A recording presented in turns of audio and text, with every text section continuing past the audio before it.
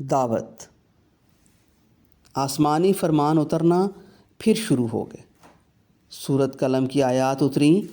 نون، قسم ہے قلم کی اور قلم سے لکھی تحریروں کی، تم اپنے رب کے فضل سے مجنون نہیں ہو، اور یقیناً تمہارے لیے ایسا اجر ہے جس کا سلسلہ کبھی ختم ہونے والا نہیں، اور بے شک تم اخلاق کے بڑے مرتبے پہ ہو۔ پھر ایک سورت شعراء کی آیت اتری۔ اپنے قریب کے رشتہ داروں کو ڈر سنا دو۔ آقا صلی اللہ علیہ وآلہ وسلم نے 13 سالہ علی رضی اللہ تعالیٰ عنہ کو کہا، ایک دعوت کا بندوبست کرو اور خاندان بنو عبد المطلب اور بنو مطلب کے سب قرابت داروں کو شام کے کھانے پہ بلا لو۔ سیدہ خدیجہ رضی اللہ تعالیٰ عنہ کا 2 منزلہ کھلا مکان جہاں آقا صلی اللہ علیہ وآلہ وسلم رہتے تھے، کسی بھی بڑی دعوت کے لیے کافی جگہ رکھتا تھا۔ دعوت کے انتظام کی خاطر آقا صلی اللہ علیہ وآلہ وسلم نے اپنے لاڈلے چچیرے بھائی علی رضی اللہ تعالیٰ عنہ کو کہا، روٹیوں کا بندوبست کر لو، بکری کا ایک بازو بھون لو اور 4.5 سیر کے لگ بھگ بھرا پیالہ دودھ لے آؤ۔ انتظامات ہو گئے۔ مہمانوں میں آقا صلی اللہ علیہ وآلہ وسلم کے چچا ابو طالب، ابو لہب، عباس اور حمزہ کے علاوہ ان کی اولاد، اولاد کی اولاد، پھوپھیاں اور ان کے بچے تھے۔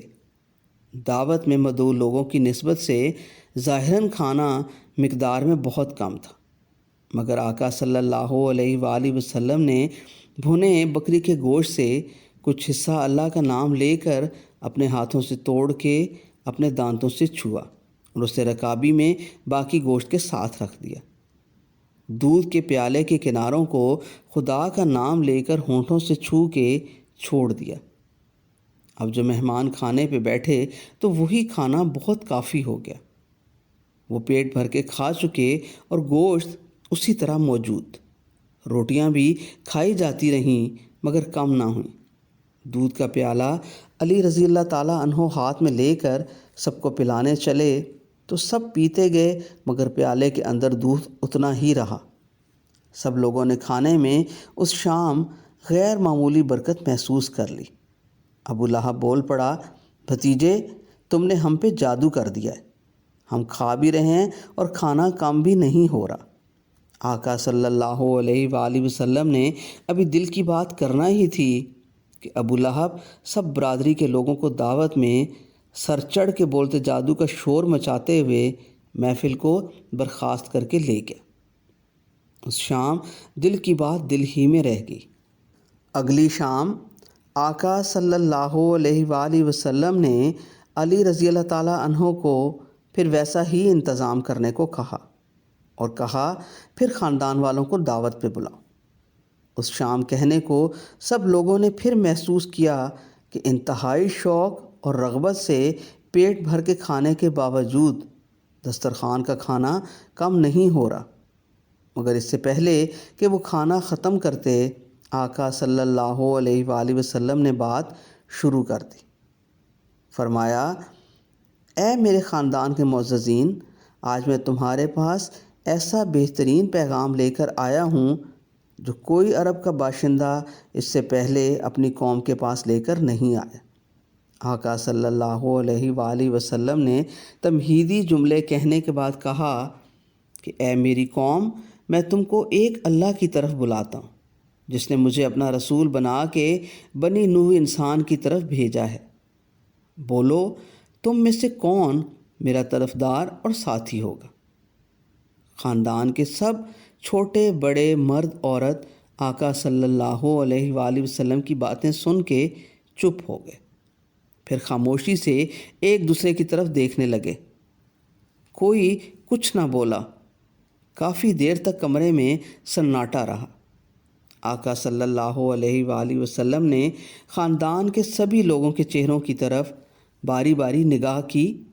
سب کی آنکھیں حیرانی سے ایک دوسرے کو تکتی رہیں، کسی کے ہونٹ نہ ہلے۔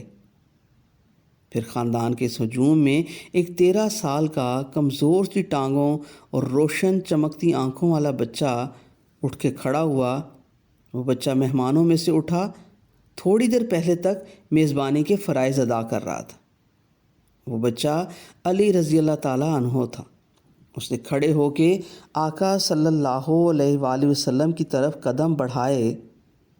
آقا صلی اللہ علیہ وآلہ وسلم کے پاس آ کر پھر وہ کھڑا ہو گیا اور بولا، میں آپ کا طرفدار ہوں، میں آپ کا ساتھ نبھاؤں گا۔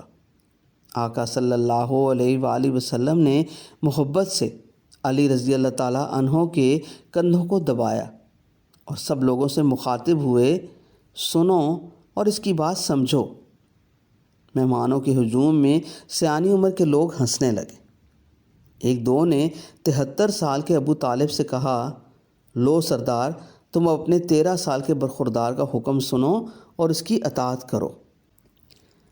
علی رضی اللہ تعالیٰ عنہ کی باتیں اور آقا صلی اللہ علیہ وآلہ وسلم کا پیغام خاندان کے لوگوں نے ہنسی میں اڑا دیا اور ہنستے ہوئے باری باری اٹھ کے چلے گئے۔ تبھی شاید آقا صلی اللہ علیہ وآلہ وسلم نے اگلی صبح کے لیے ایک فیصلہ کر لیا، دعوت عام کا فیصلہ۔